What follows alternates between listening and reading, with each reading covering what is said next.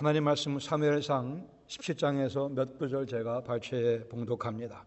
10절 말씀, 그 블레셋 사람이 또 이르되 내가 오늘 이스라엘의 군대를 모욕하였으니 사람을 보내어 나와 더불어 싸우게 하라 한지라.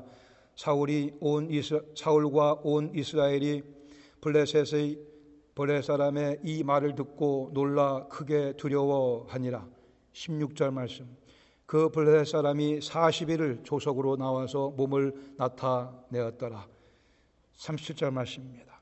또 다윗이 이르되 여호와께서 나를 사자의 발톱과 곰의 발톱에서 건져내셨은즉 나를 이 블레셋 사람의 손에서도 건져내시리이다. 사울이 다윗에게 이르되 가라, 여호와께서 너와 함께 하시기를 원하노라.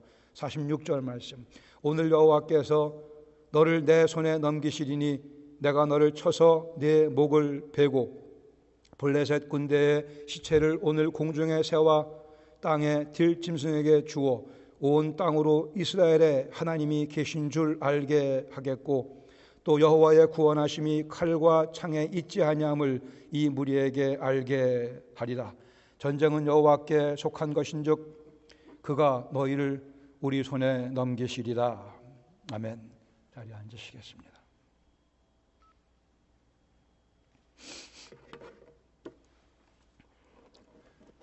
오늘날 많은 사람들에게 접근하고 있는 포스트 모더니즘, 그들의 주장은, 그들의 우기는 바는 절대적인 진리가 없다고 하는 것입니다. 즉 상대주의적 가치관입니다. 전적으로 거룩하신 하나님을 부인하기 원해서, 완벽한 사랑이신 하나님을 거부하고 싶어서 절대적인 주권의 하나님께 반항하며 포스트 모더니즘은 많은 현대인들의 생각을 잠식해가고 있습니다. 성경이 절대적인 권위를 지닌 하나님 말씀이라는 사실을 부인합니다. 사사기에 서 있는 말씀과 같이 모두가 자기 소견에 옳은 대로 생각할 것을 독려하고 있습니다. 어떤 장로님이 비행기를 타고 가는데 옆에 앉아있는 사람이 성경을 읽고 있던 그 장로님에게 비아냥거리면서 질문을 합니다. 당신은 오늘날도 그 성경에 있는 얘기들을 다 믿습니까? 장로님이 물론 믿고 말고요, 하나님 말씀인 것을요. 그랬더니 이분이 얘기하기를 아니 그 요나가 큰 물고기 속에 들어갔다가 나왔다는데 그런 얘기까지 다 믿습니까? 물론 믿고 말고 하나님께서는 그런 일을 얼마든지 하실 수 있으십니다. 근데 어떻게 그런 일이 벌어질 수가 있겠어요? 장로님 말씀하기를 내가 그 자세한 내용은 더 이상은 모르겠으나 내가 하늘나라에 가서 요나를 만나면 그 자세한 내용을 물어보려고 합니다. 그랬어요. 그랬더니 이 회의적인 사람이 또 얘기하기를 아니 하늘나라에 갔는데 요나가 없으면 어떡하겠습니까? 장로님 말씀하기를 그러면 당신이 물어보세요. 그랬다고 합니다. 성경이 하나님 말씀인 것을 믿지 않으면 지옥 갑니다. 지옥 가면 요나 없어요. 요나를 만나려면 천국 가서 물어봐야 되고요. 우리가 사무엘상 17장에 있는 다윗이 골리앗을 눕히는 사건을 3번 나누어 말씀을 나눴지만 그 말씀 가운데 아직도 우리가 나누고 싶은 말씀이 교훈이 남아있어서 한 번 더 말씀을 나눕니다. 이 말씀을 대하면 괜히 기분이 좋아져요. 다윗이 골리앗을 눕혔다. 마치 내가 골리앗을 눕힌 것 같이 기분이 좋아지고 힘이 솟구칩니다. 우리 삶 속에 나도 다윗과 같이 멋지게 골리앗은 누구라고요? 하나님의 이름을 모욕하는 모든 것들, 모든 존재들입니다. 사탄을 위시해서 우리 속에 있는 육신의 정욕도 거기에 해당되고요. 때로는 우리를 괴롭히는 환경도 그래 우리가 하나님의 이름을 잊어버리게 만드는 모든 것 다 골리앗에 해당됩니다. 추가적인 교훈을 3개를 더 나누기를 원합니다. 첫 번째는 이 골리앗의 외침은 오늘도 계속되고 있다고 하는 사실입니다. 골리앗의 외침은, 으름장은, 협박은 오늘도 내 개인의 삶 속에, 우리 가정의 삶 속에, 우리 교회의 삶 속에 또 온 사회를 향해서 계속 반복되고 있습니다. 10절에 보시면 골리앗이 이르되 내가 오늘 이스라엘의 하나님의 군대를 모욕하였으니 나와 싸우라 도전했습니다. 그러나 사울과 온 이스라엘이 무서워 떨며 놀라며 크게 두려워하고 있습니다. 이 골리앗은 40일을 밤낮으로 아침 저녁으로 조석으로 나와서 자기 몸을 보이며 그렇게 떠들고 외쳐댑니다. 오늘날도 골리앗의 이 으름장에 떠밀리며 잘못된 인생관 가운데 골리앗이 외쳐대는 그 인생관에 파묻혀 노예가 되어 살아가는 영혼들이 많이 있습니다. 때로는 우리 믿는 사람들도 잠깐 생각을 잘못해 골리앗이 으름장 놓는 그 분위기에 휩쓸려 떠는 모습으로 우리 스스로의 모습을 발견하기도 합니다. 포스트 모더니즘, 하나님이 안 계시다, 하나님은 우리의 예배의 대상이 아니시다라고 외치고 있으며 이 포스트 모더니즘의 시대적으로는 더 형님되는 또 다른 하나의 우김이 있어요. 그것을 진화론이라 부르기도 합니다. 사탄이 쓰는 오른팔이라고 저는 개인적으로 평가를 합니다. 진화론, 하나님이 만드신 것이 아니고 그저 nothing plus nothing plus nothing plus nothing plus time plus time plus time 했더니 everything이 되었다고 하는 그런 거짓말입니다.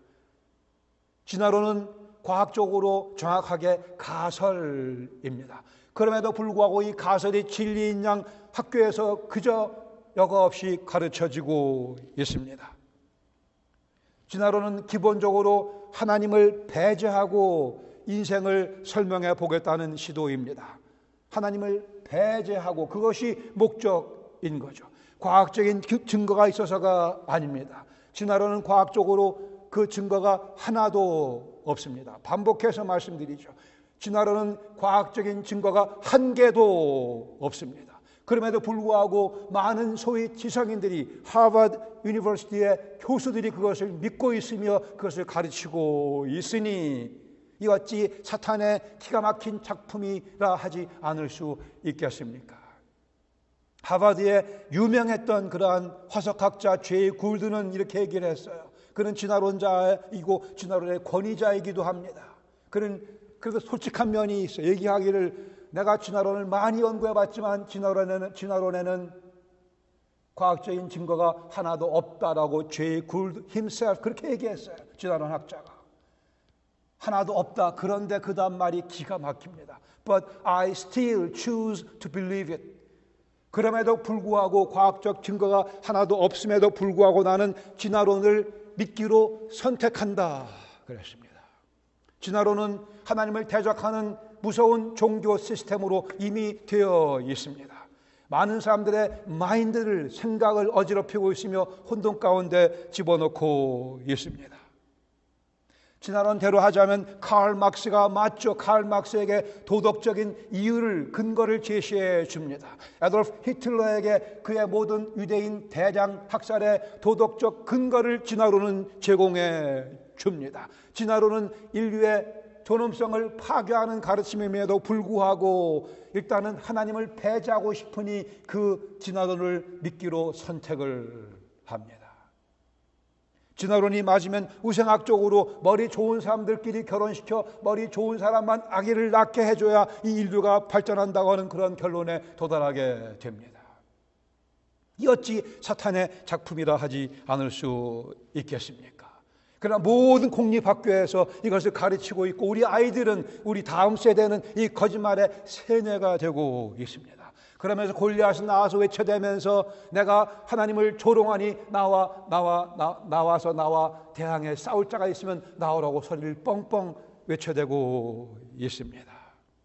하나님을 배제하고 인생을 살아보고 싶어하는 사람들의 작품, 사단이 그러한 지혜를 그들에게 주어 이 진화론을 가르치고 있습니다. 하나님이 귀찮은 존재가 되어 버려서 하나님이 귀찮으니까 이 진화론들을 신봉하고 있습니다. 우리 인생의 방정식에 하나님의 능력과 하나님의 도우심과 하나님의 영광을 빼버리고 나면 우리 인생은 무력해지며 무가치해집니다. 우리 삶 속에 제3에서 하나님의 도우심과 능력을 다 제거해 버리고 나면 남는 게 무엇이 있겠습니까? 하나님의 영광을 바라보는 우리의 눈을 다 빼버리고 나면 무엇이 우리 인생의 낙이며 무엇이 우리 인생의 가치를 공급해 주겠습니까?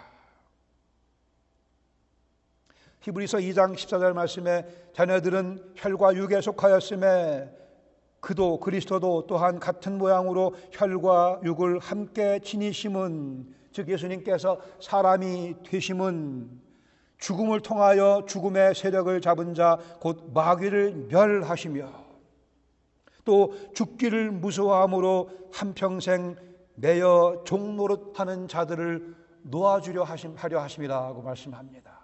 우리는 다 사탄에게 속아 죽음의 노예가 되어 인생을 살았었고 지금 많은 분들은 그렇게 살아가고 있습니다. 이 땅에서의 인생이 전부요, 죽음이 그들의 마지막 종착역이기에 남아 살아있는 이 기간 동안에 더 많은 것들을 얻으려고, 더 많은 것들을 취하려고 애들을 씁니다. 골리앗, 죽음의 세력을 잡은 자 곧 마귀가 죽기를 무서워하는 우리들을 한평생 종으로 우리를 목덜미를 붙잡고 우리를 우지좌지하며 우리 인생을 망치고 있습니다. 죽기를 무서워함으로, 그러나 우리 그리스도인들을 더 이상 죽기를 무서워하지 아니하는 부활을 경험했습니다. 아니요, 조금은 무섭죠. 안 해본 거니까. 그러나 우리는 그 다음 넥스트 챕터가 뭔지를 알기에 약간 두려움이 있을지라도 그것을 우리는 기꺼이 통과해 영원으로, 영광 속으로 들어가게 될 것입니다. 그러나 그리스도를 모르는 수많은 영혼들이 죽기를 무서워하며 오늘도 허덕이는 인생을 살아가고 있습니다. 그런 생각이 들었어요. 뷔페 식당 가서 음식을 먹잖아요. 저는 몇 번 다짐했습니다. 절대로 뷔페 식당 가도 필요 이상은 안 먹으리라. 근데 먹다 보면 또 더 이상 필요 이상으로 먹게 되더라고요. 그 결과가 여러분 보시는 이 모습이에요. 조심하시기 바랍니다.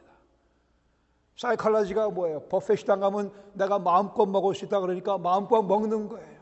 문을 나가면 더 이상 먹을 수 없으니까 여기 돈 내고 들어와 있는 기간 동안에 마음껏 최대한 많이 먹겠다는 거죠.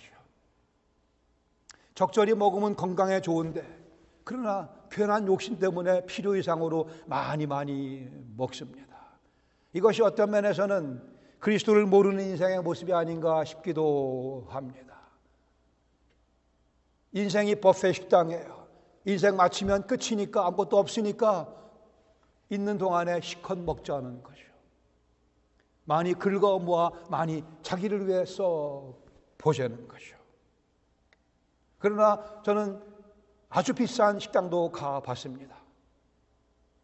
비싼 중국 고급 식당 가면 이런 방에 음식을 차려놓고는 웨이터가 와서 음식을 하나씩 이렇게 나눠주죠. 소위 말하는 코스로 이렇게 음식을 주지 않습니까? 근데 되게 조금 줘요, 사실이요. 이렇게 조금씩 고 먹고 나면 또 그 다음 요만큼 갖다 주고, 또 먹고 나면 요만큼 갖다 주고. 그러나 그렇게 쭉 먹고 나면 배가 어느 정도 부르게 되고 필요 이상은 안 주는 것 같더라 생각이 들더라고요. 돈은 엄청 비싸죠. 크리스천 라이프는 그런 고급 중국 식당의 음식입니다. 적절하게 먹고 아주 맛있고 고급스러운 것들을 우리에게 공급해 주십니다. 우리는 뷔페 식당 가서 그냥 안 좋은 거, 분명히 저거 먹으면 살찔 것을 분명히 알면서도 아무리 트레드밀에서 30분 뛰어보세요. 100칼로리 겨우 100칼로리밖에 안 빠져요. 하나 딱 먹는 순간에 150칼로리가 들어가는데도 그걸 마구 먹어서 몸을 망가뜨리는. 왜요? 식당 문 나가면 더 못 먹으니까. 왜 자꾸 이렇게 긁어 모아요? 인생 죽으면 더 이상 누리지 못하니까라고 생각을 해서 믿지 않는 분들은 그렇게 인생을 망치고 있습니다. 그러나 우리에게는 영원으로 이어지는 인생이라고 하는 그리스도 예수의 약속의 말씀이 있습니다. 영원으로 이어지는 우리의 인생이기에 여기서 적절하게 먹고 하늘나라 가서 더 좋은 것으로 더 맛있게 먹을 그런 계획이 있으니까, 여기서 좀 배를 좀 비워놓고 가야 하늘나라 가서 맛있는 걸 많이 먹을 수 있으니까, 아니, 여기서 쓸데없는 것 많이 먹지 말고 그것들은 다 오히려 그 돈을 아껴서 하늘나라에서 먹을 수 있는 것들로 투자를 하는, 식당 갈 때마다 지금 제가 드린 말씀을 상기해 보도록 하시기 바랍니다. 내가 이 인생이 마지막인 것 같이, 오늘이 마지막인 것 같이 뷔페 식당 가서 음식을 많이 먹고 말 것인가, 몸매를 위해서 절제할 것인가, 아니요, 더 나가서 우리가 나누고 영적인 진리, 과연 인생이 무엇인가, 우리 인생 여기서 전부인가 아니면 영혼으로 연결되는 인생을 나는 지금 살고 있는가. The next chapter가 다음 장이 더 화려하고, 아니 더가 아니고 비교할 수 없을 만큼 화려한 그 장을 우리가 기대하며 살아가는가. 골리앗이 뭐라고 그래요? 그런 것은 없다고 얘기합니다. 하나님은 안 계시다 얘기합니다. 포스트모더니즘의 relativism, 상대주의적 가르침으로 우리를 현혹시키며 우리의 생각을 뒤흔들고 있습니다. 죽기를 무서워함으로 한평생 매여 종노릇한 우리를 그리스도 예수께서 당신의 죽으심을 통해 우리가 더 이상 죽음을 두려워하지 않도록 해 주셨습니다. 그리스도의 부활을 통해 우리는 넉넉히 죽음 위에 살아가는 그런 삶을 살게 해 주셨습니다. 골리앗이 외쳐대고 있음을 우리는 보며 우리의 입장을 다시 견지해야 될 필요가 있을 것입니다. 골리앗이 버럭버럭 소리 지르며 TV를 틀면, 뉴스를 봐도, 모든 영화를 혹 보더라도 거기에는 다 사탄의 이 골리앗의 외침이 담겨져 있습니다. 전능하신, 전제하신, 완벽한 사랑에 전적으로 거룩하신 하나님은 계시지 않다고 지금도 사탄은 외쳐대고 있습니다. 두 번째, 사울의 의미 없는 기도는 오늘도 계속되고 있습니다. 30절 가서 보시면은 다윗이 이르기를 여호와께서 나를 사자의, 다윗의 얘기에 여호와께서 나를 사자의 발톱과 고발톱에서 건져내셨은즉 나를 이 블레셋 사람의 손에서도 건져내시리이다. 다윗이 이렇게 멋지게 얘기했더니만 사울이 뭐라고 그래요? 사울도 한마디 해야 되니까 다윗에게 이르기를 가라, 여호와께서 너와 함께 계시기를 원하노라. 기원문으로 되어 있고 기도로 되어 있지만 이게 정말 기도라고 생각하십니까? 사울의 이 표현, 여호와께서 너와 함께 계시기를 원한다는 것이 사울의 진심이라고 생각을 하세요? 그렇지 않습니다. 그냥 하는 소리예요, 소위. 체면이 있으니까. 다윗은 간증을 하고 있어요. 사자의 발톱, 곰의 발톱, 여호와께서 나를 건지셨고 내가 저 하나님의 이름을 모욕하는 골리앗 내가 때려 눕히겠나이다. 사울은 그 용기가 없었어요. 그럼 하는 얘기가 뭐예요? 여호와께서 너와 함께 하시기를 바라노라. 여호와께서 다윗과 함께 하신다고 사울은 믿지 않았어요. 그렇게 믿었으면, 여호와께서 자기들과 함께 하시는 분이라는 사실을 믿었으면 사울 자기가 나가 싸웠겠죠. 사울은 믿지 않았습니다.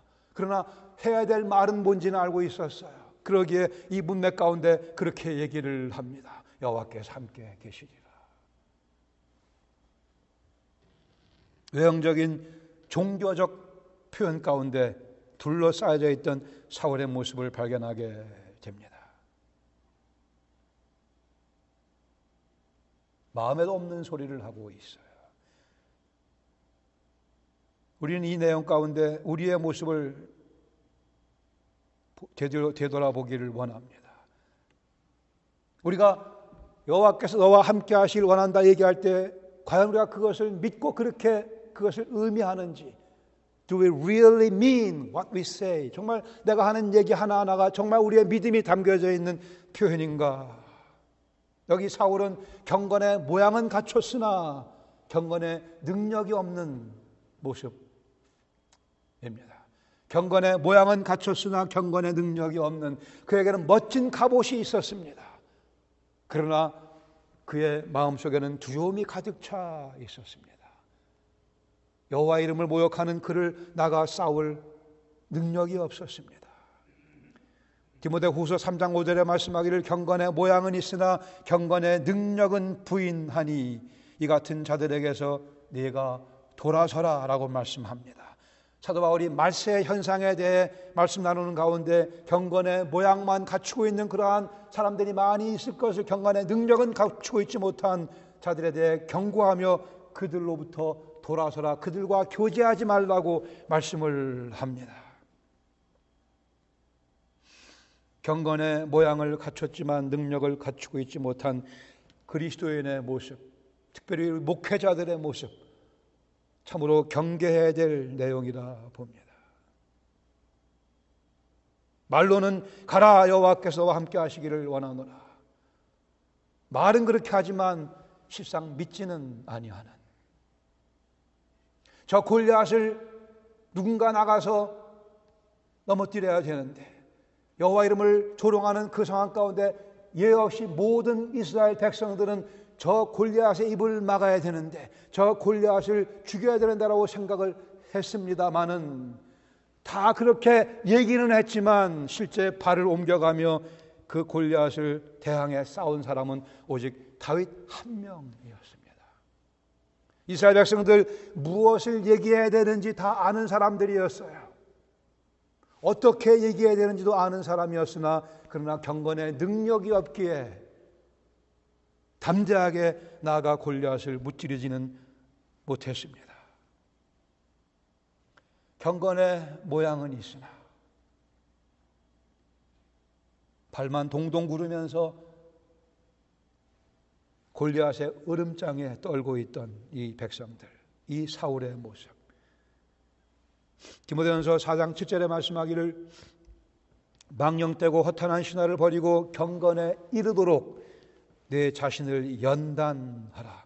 육체의 연단은 약간의 유익이 있으나 경건은 범사에 유익하니 금생과 내생에 약속이 있다고 말씀했습니다. 우리는 예수님 믿는 그 순간부터 훈련소에 입소하게 됩니다. 예수님 믿는 그 순간부터 우리는 훈련소에 들어가 그리스도의 제자로 훈련을 받기 시작합니다. 그리스도를 닮아가는 모습으로 훈련이 시작됩니다. 혹 여러분 가운데 논산 훈련소에 대한 좋지 않은 기억이 있는 분 다시 생각하시기 바랍니다. 이 훈련소는 즐거운 곳이에요. 밥도 잘 나옵니다. 샤워도 마음대로 오랫동안 할 수 있어요. 그리고 중요한 것은 이 훈련소에서 우리는 그리스도 예수를 닮아가는 모습으로 바뀌어지게 되며 경건의 훈련을 쌓게 되며, 누군가 골리앗이 되어 우리 앞에 나타날 때 골리앗을 능히 이길 수 있는 경건의 능력을 우리 속에 배양시켜 주는 훈련소입니다. 어젯밤에 제가 구글 서치를 했습니다. 2016년, 27년 그 한 해 동안 아이비리그의 튜이션이 얼마인가? 대충 6만 몇천 불이에요. 4년 하면 25만 불이 훌쩍 넘습니다. 하버드, 예일, 프린스턴 다 6만 몇천 불씩이에요. 25만 불 4년 동안 내고 가서 그들이 공부하게 되어 있습니다. 가정을 해서 그런 아이비리그 스쿨에 갔는데 한 학생이 공부는 하지 않고 술만 퍼마시고 빈둥빈둥거리고 파티나 다니고 마약이나 하고 그렇게 해서 4년을 다 이렇게 탕진한다고 한다면 이 얼마나 아까운 일이 되겠습니까? 아이비리그는 뭐 사실 공부 잘하는 학생들만 가는 데인데 그 학교까지 갔고 또 튜이션까지 그렇게 비싼 25만 불을 냈는데 그리했다면 얼마나 이게 앞뒤가 안 맞는 얘기가 되겠어요. 그러나 우리 그리스도인들은 예수님께서 당신의 피를 뿌려가며 당신의 몸을 깨뜨시며 우리를 사셔서 그리스도의 스쿨에, 그리스도 유니버시티에 우리를 집어넣으셨어요. 그리고 오는 우리로 경건의 훈련을 하도록, 그리스도를 점점 닮아가도록, 그리고 그리스도를 자랑하도록, 그리스도의 이름을 더욱 선전하도록, 그리스도 영광을 위해 살아가도록 우리를 훈련시켜주고 계십니다. 25만 불이 아니고 2,500만 불도 아니고 2.5 빌리언도 아니고요. 온 우주를 다 주고도 살 수 없는 그리스도의 몸과 피값으로 하나님께서 우리를 사시고는 우리를 이 훈련소에 집어넣어 주셨으니 우리는 열심히 훈련에 임해야 할 것입니다. 경건의 능력을 배양하는 훈련에 우리는 더 열심을 보여줘야 할 것입니다. 그리고는 껍데기만이 아닌 알맹이를 지닌 경건의 거룩의 능력을 지닌 그러한 그리스도의 자랑스러운 제자로서 사울과는 달리 말만이 아니고 말뿐이 아니고 우리 인격과 우리의 깊은 생각과 우리의 행동이 다 sold out for Jesus Christ, 그리스도를 위해 다 팔려버린 그리스도에 다 바쳐드린 그러한 삶을 살아가야 할 것입니다. 그리스도의 훈련소에 입소하신 것을 환영합니다. 여기에 누가 최 고참이신지는 제가 모르겠으나 입소를 언제 하셨든 상관이 없습니다. 내가 지금 계속 달리고 있는가? 여호와 이름을 위해 빨리 달리며 물매를 던지고 있는가? 여호와의 이름을 소중히 여기는 그러한 시각, 그런 눈이 내게 있는가? 베푸신 많은 그 은혜를 노래하는 입술이 내게 주어져 있는가? 빨리 달리며 물매를 돌리는 그런 발이 우리에게 있는가? 여호와의 능력만을 의지하는 강한 팔이 우리에게 있는가? 여호와께만 영광을 돌려드리기 원하는 겸손한 귀가 우리에게 있는가? 이것이 우리가 자랑해야 될, 또 우리가 꼭 소유해야 될, 또 우리가 행사해야 될 경건의 능력이라 믿습니다. 얼마나 영광스러운 인생으로 우리를 불러주셨는가요. 그리스도의 훈련소에 입소한 여러분들 다 환영하며 축하하며 멋지게 우리 경건의 능력을 주님의 이름을 위하여 배양해 나가시기를 바랍니다. 세 번째로 다윗의 물맷돌은 지금 우리에게도 주어지고 있습니다. 우리 주머니에도 그 물맷돌 5개가 분명히 있어야 될 것입니다. 매끄러운 돌 5을 골라 다윗은 외칩니다. 47절에 여호와의 구원하심이 칼과 창에 있지 아니함을 이 무리에게 알게 하리라. 여호와께, 전쟁은 여호와께 속한 것인즉 여호와께서 너희를 우리 손에 붙이시리라. 다윗은 여유만만했습니다. 어차피 자기 힘으로 싸우는 전쟁이 아니었으니 전쟁은 여호와께 속한 것인즉, 내 능력에 속한 것이 아닌 여호와께 속한 것인즉 여호와께서 기뻐하시는 대로 이 전투의 승리를 결정하시리라. 그러나 내게 분명한 것은 내 목적은 전쟁이 여호와께 속한 것임을, 전쟁의 승리가 칼과 창에 있지 않음을 내가 선포해야 되니 주께서 내 이 마음을 이해하시고 이 마음을 사용하시고 이 염원대로 여호와께서 전쟁을, 여호와의 이름을 소중히 여기는 자에게 그 승리를 주실 것은 그는 잘 알고 있었습니다. 중요한 것은 우리가 늘 지내야 될 매끄러운 돌 5이라 말씀을 제가 드렸지만, 실상 다윗이 골리앗을 넘어뜨리기에 사용한 물매 돌은 딱 하나였습니다. 5개를 준비했지만 하나로 그냥 처음에 일격에 골리앗을 쓰러뜨렸기에 4개는 그냥 여기 있었어요. 그러나 함께 나눴던 이 경건의 능력, 그 눈, 그 입술, 그 팔과 그 발과 팔과 그 귀 다 한꺼번에 묶여져 있습니다. 5개지만 결국은 1개입니다. 그 눈을 가진 자 그 발을 가지고 있으며, 그 발을 가진 자 그 입술을 가지고 있으며, 그 입술을 가진 자 그 팔을 갖고 있으며, 그 팔을 가지고 있는 자는 그 귀를 갖고 있습니다. 우리 전 인격이, 우리의 모든 생각이, 우리의 모든 몸의 지체 하나하나가 다 주 영광을 바라보며 그렇게 쓰임받기를 원합니다. 누군가 얘기하기를 라디오 방송국은 한 번에 한 주파수밖에 맞춰 들을 수 없다 그랬습니다. 그렇죠. 아무리 좋은 라디오도 주파수를 2군데 동시에 맞춰 2개를 같이 들을 수 없습니다. 고린도후서 10장 4절에 말씀하기를 우리의 싸우는 무기는 육신에 속한 것이 아니요 오직 어떠한 진도 무너뜨리는 하나님의 능력이라. 모든 이론을 무너뜨리며 하나님을 아는 것을 대적하여 높아진 것을 다 또 무너뜨리고 모든 생각을 사로잡아 그리스도에게 복종하게 하나니. 우리의 모든 생각, 우리의 모든 존재를 다 묶어 그리스도에게 복종하게 하나니. single-mindedness, 우리의 생각이 그리스도께로 전적으로 집중된 것을 의미합니다. 다른 생각은 없고 모든 것을 다 묶어 모아 그리스도께 복종시키는 하나님을 대적하는 모든 것들을 다 물리치고 다 제쳐버리고 모든 생각을 다 그리스도께 복종시키는, 동시에 우리는 골리앗의 음성과 하나님 음성을 동시에 들을 수는 없습니다. 골리앗을 택하든지 하나님을 택하든지, 골리앗을 향해 물맷돌을 던지든지, 아니면 골리앗에 의해 무서움 가운데 빠져들든지, 아니면 또 더 악하게는 골리앗 편에 서든지, 5개의 돌 우리가 활용해야 됩니다. 제가 모범생이었는데, 중학교 때 제가 모범생이었어요. 근데 한 번은 제 생각에는 무슨 그때 생물 시간이었던 것 같은데 다른 과목 공부를 하다가 선생님이 들켰어요. 선생님이 앞으로 나오라고 칠판에서 저한테 벌을 주시기를, 동시에 백목 2개를 들고 한 손으로는 삼각형을 한 손으로는 동그라미를 그리라 그러셨어요. 이게 잘 안 되더라고요. 그 선생님이 참 지혜로운 분이신 것 같아요. 한꺼번에 2개 할 수, 생물 시간에 왜 수학 공부를 하냐 그 말씀이죠. 동시에 삼각형과 동시에 동그라미를 그림은 그리겠으나 잘 그릴 수는 없겠죠. 공부를 못하는 학생들의 특징이 뭔지 아세요? 꼭 영어 시간에 산수 공부하고 산수 시간에 사회 공부 못하는 사람들의 특징이에요. 우리 그리스도인은 어차피 하나님께 초점 맞춘 사람입니다.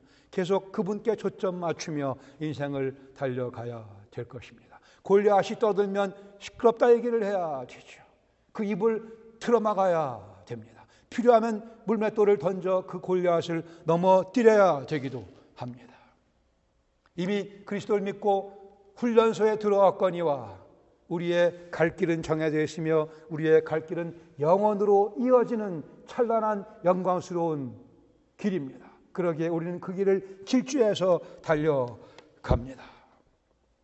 1924년 지난주에 제가 예화드렸던 에릭 리들의 그 스토리가 있지만 거기에 또 다른 얘기가 있어요. 그의 경쟁자였던 해롤드 아브라함스라는 선수가 있었습니다.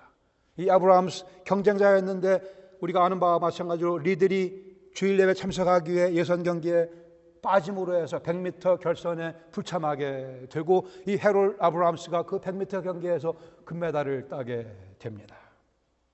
물론 그 다음에 200m 경기에서 에릭 리들이 또 승리하게 되긴 하지만 어쨌든 그 아브라함스에게 친구 몬테그라는 사람이 이렇게 질문했어요. 경기에서 패배하는 것이 두려운가? 아브라함스 대답하기를 나는 져본 적이 없어서 잘 모르겠네 그랬습니다. 그러나 100m 결승을 앞두고 해롤드 아브라함스는 이렇게 토로합니다. 자기의 두려움을 토로합니다. 나는 이기는 것이 겁이 나네. 내 눈앞에서 펼쳐져 있는 4피트의 이 넓이의 트랙, 이제 앞으로의 10초가 내 존재의 의미를 결정하게 될 것이네 그랬어요. 앞으로 10여 초의 그 시간이 내 인생 존재의 의미를 결정할 것이네. 아브라함스는 이 경기에서 금메달을 땄습니다. 그러나 이것이 아브라함스의 인생 전체의 인생관이 아니기를 저는 바랍니다. 그러나 안타깝게도 많은 분들이 이러한 인생관을 가지고 오늘을 살아가고 있어요. 이 앞으로 10초 동안의 경기에서 내가 어떤 성적을 내는가가 내 인생 존재의 의미를 결정한다고 생각들을 합니다. 그 길이가 길어 80년일 수 있죠. 70년, 90년일 수 있고 이 땅에서 주어진 이 80년의 인생이 내 인생의 가치를 결정한다고 생각하는 분들이 많이, 그러기에 많은 분들이 남보다 더 빨리 달리려고, 남보다 더 멀리 달리려고 애를 씁니다. 우리에게 성취가 중요하지만 더 중요한 것은 성취의 목적입니다. 성취의 목적이 분명하지 못하면 그만큼 우리 성취하는 내용의 가치도 퇴락되고 맙니다. 성취의 목적이 무엇인가 아니면 성취의 목적이 누구신가도 중요합니다. 그것이 더 중요하죠.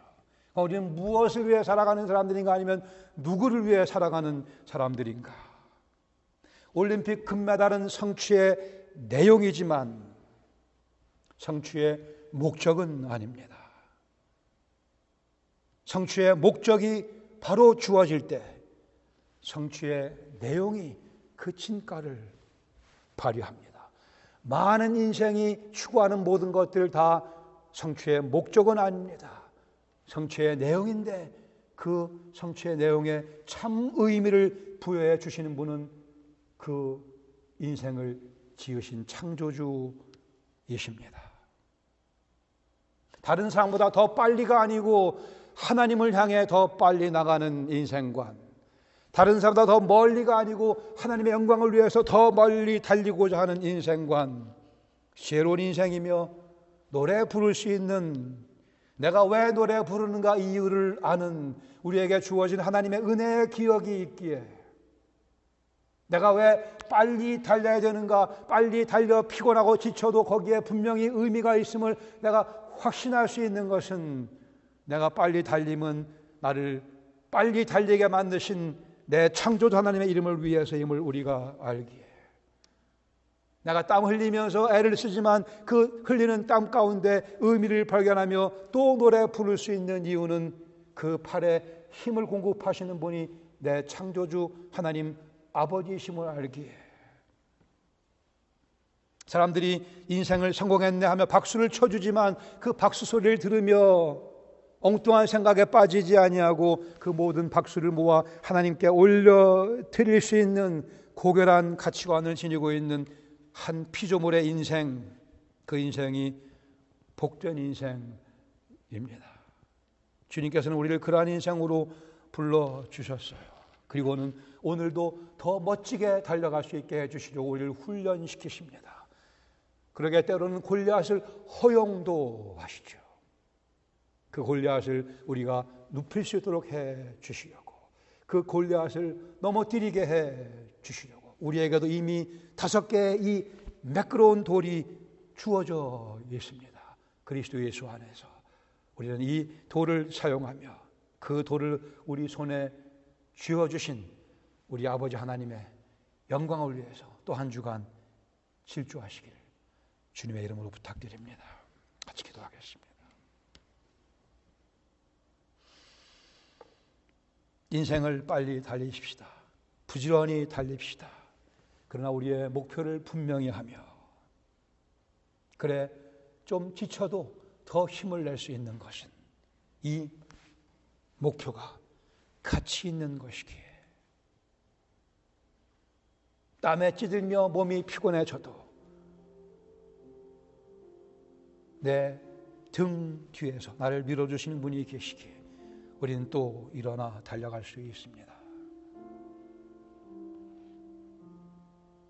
주께서 우리에게 영적인 통찰력을 주셔서, 분별력을 주셔서 골리앗의 음성을 구별할 수 있도록 해주시기 원합니다.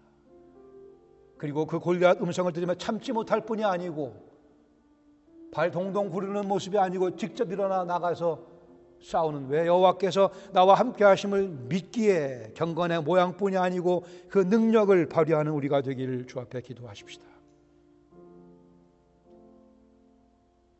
우리 속에 있는 사울의 모습,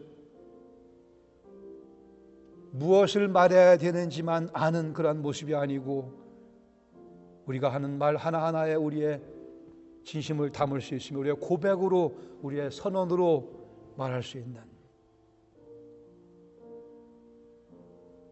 주신 매끄러운 돌 5이 있음을 확인하실 수 있기 바랍니다. 그리고 영적 올림픽에서 주님의 이름을 위해 힘있게 달려가는, 주께서 입소시키신 이 훈련소에서 즐거운 마음으로, 그렇지 내가 우리 주 그리스도 예수를 닮아가고 있지, 그 감사한 마음으로 땀 흘리며 찬양하며 우리 인생을 계속 전진해 가시기를 원하며 주 앞에 기도하십시다.